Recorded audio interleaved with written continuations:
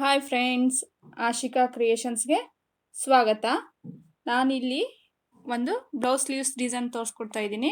ಅದಕ್ಕೆ 4 ಬೀಡು, ವೀಟ್ ಬೀಡು, ಪರ್ಲ್ ತೊಗೊಂಡಿದ್ದೀನಿ, ಮತ್ತು ಸ್ಟೋನ್ ಚೈನ್ ತೊಗೊಂಡಿದ್ದೀನಿ, ಕುಂದನ್ಸ್ ತೊಗೊಂಡಿದ್ದೀನಿ, ಕ್ರಿಸ್ಟಲ್ ಕುಂದನ್ಸು ತೊಗೊಂಡಿದ್ದೀನಿ. ನೆಕ್ಸ್ಟು ಜರಿ ಥ್ರೆಡ್ಡು, ಒಂದು ಸಿಲ್ಕ್ ಥ್ರೆಡ್ ತೊಗೊಂಡಿದ್ದೀನಿ, ನೀಡಲ್ ತೊಗೊಂಡಿದ್ದೀನಿ, ನೀಡಲ್ ನಂಬರ್ 10 ಇದೆ. ಆಮೇಲೆ ಒಂದು ಕಟರ್ ತೊಗೊಂಡಿದ್ದೀನಿ. ಇಷ್ಟು ಮೆಟೀರಿಯಲ್ಸ್ ಇದ್ದರೆ ನಾವು ಈಸಿಯಾಗಿ ಒಂದು ಬ್ಲೌಸ್ ಸ್ಲೀವ್ಸ್ ಡಿಸೈನ್ನ ಹಾಕ್ಬೋದು. ಸೊ ಬನ್ನಿ ಸ್ಟಾರ್ಟ್ ಮಾಡೋಣ. ನಾನಿಲ್ಲಿ ಫಸ್ಟು ಕುಂದನ್ಸ್ನ ಗಮ್ ಹಾಕಿ ಸ್ಟಿಕ್ ಮಾಡಿ ಇಟ್ಕೊಂಡಿದ್ದೀನಿ. ನೆಕ್ಸ್ಟು ಅದ್ರ ಸುತ್ತ ನಾನು ಪರ್ಲ ಹಾಕ್ತಾ ಹೋಗ್ತಾ ಇದ್ದೀನಿ. ವಿಡಿಯೋದಲ್ಲಿ ತೋರಿಸ್ತಾ ಇದ್ದೀನಲ್ಲ ಅದೇ ಥರ ಪರ್ಲ್ ಅದ್ರ ಸುತ್ತ ಹಾಕಿ ಏನು ಮಾಡಬೇಕು, ನಾಟ್ ಹಾಕ್ಕೋಬೇಕು. ನಾಟ್ ಕಂಪಲ್ಸರಿ ಹಾಕ್ಕೋಬೇಕು. ನೆಕ್ಸ್ಟು ನಾನು ಪರ್ಲ್ ಹಾಕಿದ ತಕ್ಷಣ ಒಂದು ಡ್ರಾಪ್ ಶೇಪಲ್ಲಿ ಮಾರ್ಕ್ ಮಾಡ್ಕೊಂಡಿದ್ದೀನಿ. ಮಾರ್ಕ್ ಮಾಡಿಕೊಂಡು ನಾನು ಅದ್ರ ಸುತ್ತ 4 ಬೀಡ್ಸ್ನ ಹಾಕ್ತಾ ಹೋಗ್ತಾ ಇದ್ದೀನಿ. ನೀಡಲ್ನ ಕೆಳಗೆ ಹಾಕಿ ದಾರ ಮೇಲೆ ತಂದು ಅದಕ್ಕೆ ಬೀಡ್ ಆ್ಯಡ್ ಮಾಡಿ ಮತ್ತು ನೀಡಲ್ನ ಕೆಳಗಡೆ ಸುಚ್ಚಬೇಕು. ಇದೇ ಥರ ಕಂಪ್ಲೀಟಾಗಿ ಡ್ರಾಪ್ ಶೇಪಲ್ಲಿ ಮಾಡಿಕೊಂಡೆ. ನೆಕ್ಸ್ಟು ಅದಕ್ಕೆ ಗಮ್ನ ಅಪ್ಲೈ ಮಾಡಿಕೊಂಡು ಅದ್ರ ಸುತ್ತ ನಾನು ಸ್ಟೋನ್ ಚೈನ್ನ ಅಂಟಿಸ್ತಾ ಇದ್ದೀನಿ. ಇದೇ ಥರ ಅಂಟಿಸಿ ಫುಲ್ಲು ಕಂಪ್ಲೀಟಾಗಿ ಡ್ರೈ ಆಗಕ್ಕೆ ಬಿಡಬೇಕು. ನೆಕ್ಸ್ಟ್ ಇಲ್ಲಿ ವೀಟ್ ಬೀಟ್ ತೊಗೊಂಡಿದ್ನಲ್ಲ ಅದನ್ನು ಈ ಥರ ಕ್ರಾಸಾಗಿ ಸ್ಟಿಚ್ ಮಾಡ್ತಾ ಇದ್ದೀನಿ.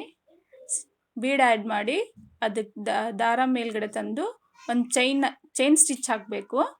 ಚೈನ್ ಸ್ಟಿಚ್ ಹಾಕಿ ಮತ್ತು ಈ ಕಡೆ ಸೈಡ್ಗೆ ಎಳ್ಕೊಬೇಕು. ಎಳ್ಕೊಂಡು ನಾನು ವಿಡಿಯೋದಲ್ಲಿ ತೋರಿಸ್ತಾ ಇದ್ದೀನಲ್ಲ ಆ ಥರ ಎಳ್ಕೊಂಡು ಮತ್ತೆ ಬೀಡ್ ಆ್ಯಡ್ ಮಾಡಿ ಬೀಡನ್ನ ಸ್ಟಿಚ್ ಆಗಿ ಒಂದು ಚೈನ್ ಸ್ಟಿಚ್ ಹಾಕೋಬೇಕು. ಚೈನ್ ಸ್ಟಿಚ್ ಹಾಕ್ಕೊಂಡು ನೆಕ್ಸ್ಟ್ ಹಿಂದ್ಗಡೆ ದಾರ ಎಳ್ಕೊಂಡು ಅಲ್ಲಿ ಒಂದು ಚೈನ್ ಸ್ಟಿಚ್ ಕಂಪಲ್ಸರಿ ಹಾಕ್ಕೊಂಡ್ರೆ ನಮಗೆ ಶೇಪು ಕರೆಕ್ಟಾಗಿ ಬರುತ್ತೆ.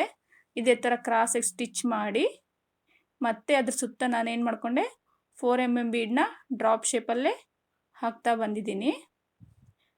ಇವಾಗ ನೋಡ್ತಾ ಇದ್ದೀರಲ್ಲ ವಿಡಿಯೋದಲ್ಲಿ ವೆಯ್ಟ್ ಬೀಡ್ ಆದ ತಕ್ಷಣ ನಾನು ಏನು ಮಾಡ್ತಿದ್ದೀನಿ, 4 ಬೀಡನ್ನ ಈ ಥರ ಸ್ಟಿಚ್ ಮಾಡಿಕೊಂಡೆ. ನೆಕ್ಸ್ಟ್ ಇವಾಗ ಪರ್ಲ್ ಆದ ತಕ್ಷಣ ಅಲ್ಲಿ ಗ್ಯಾಪ್ ಕೊಟ್ಟಿದ್ನಲ್ಲ ಅದ್ರ ಸುತ್ತ ಏನು ಮಾಡ್ತಿದ್ದೀನಿ, ನಾನು ಸಿಲ್ಕ್ ಥ್ರೆಡ್ಡಿಂದ ಫ್ರೆಂಚ್ ನಾಟ್ ಹಾಕ್ತಿದ್ದೀನಿ. ನಾನು ಸಿಲ್ಕ್ ಥ್ರೆಡ್ನ 8 ಎಳೆ ತೊಗೊಂಡು ನೀಡಲ್ಗೆ ಹಾಕಿ ಡಬಲ್ ಮಾಡ್ಕೊಂಡಿದ್ದೀನಿ. ಅಂದರೆ 16 ಎಳೆ ಆಯಿತು.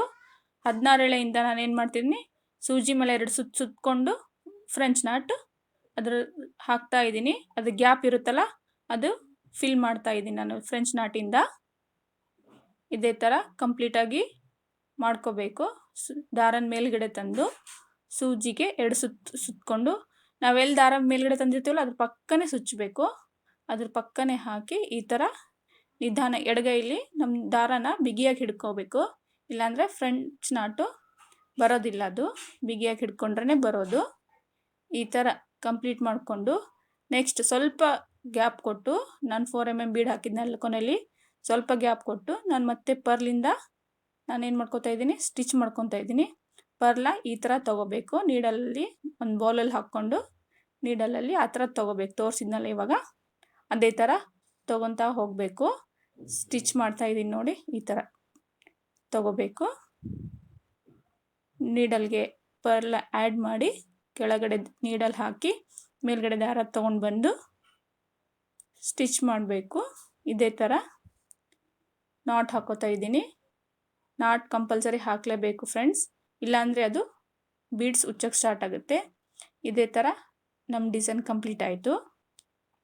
ಇವಾಗ ನೆಕ್ಸ್ಟ್ ಏನು ಮಾಡ್ತಿದ್ದೀನಿ, ಪರ್ಲ್ ಹಾಕಿ ಗ್ಯಾಪ್ ಕೊಟ್ಟಿದ್ನಲ್ಲ ಅಲ್ಲಿ ನಾನು 8 ಎಳೆ ದಾರ ತೊಗೊಂಡಿದ್ದೀನಿ. 8 ಎಳೆ ದಾರದಿಂದ ಈ ಥರ ಕ್ರಾಸಾಗಿ ಸ್ಟಿಚ್ ಮಾಡ್ತಾ ಹೋಗ್ತಾ ಇದ್ದೀನಿ. ಈ ದಾರ ನಿಮಗೆ ಸ್ಯಾರಿ ಮ್ಯಾಚಿಂಗ್ ಯಾವುದಿರುತ್ತೆ ಅದು ಹಾಕ್ಕೋಬೋದು. ನಂದು ಪಿಂಕ್ ಕಲರ್ ಸ್ಯಾರಿ ಇದೆ, ಸೊ ನಾನು ಪಿಂಕ್ ಮ್ಯಾಚ್ ಮಾಡಿದ್ದೀನಿ ಇದಕ್ಕೆ.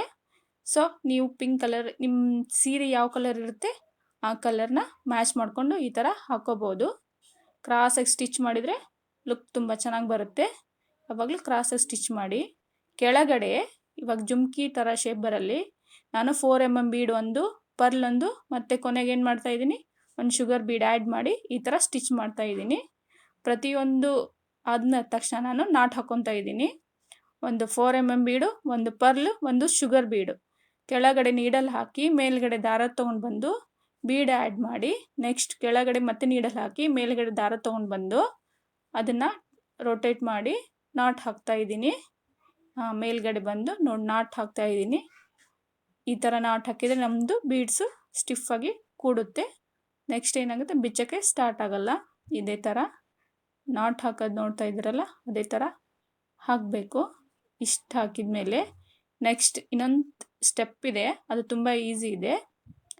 ಮೇಲ್ಗಡೆ ನಾನು ಕ್ರಿಸ್ಟಲ್ ಬೀಡ್ ತೊಗೊಂಡಿದ್ನಲ್ಲ, ಅದನ್ನ ಗಮ್ ಹಾಕಿ ಡ್ರೈ ಮಾಡಿಕೊಂಡು ಅದ್ರ ಸುತ್ತ ಏನು ಮಾಡ್ತಾ ಇದ್ದೀನಿ, 4mm ಬೀಡನ್ನ ಸ್ಟಿಚ್ ಮಾಡ್ತಾ ಇದ್ದೀನಿ.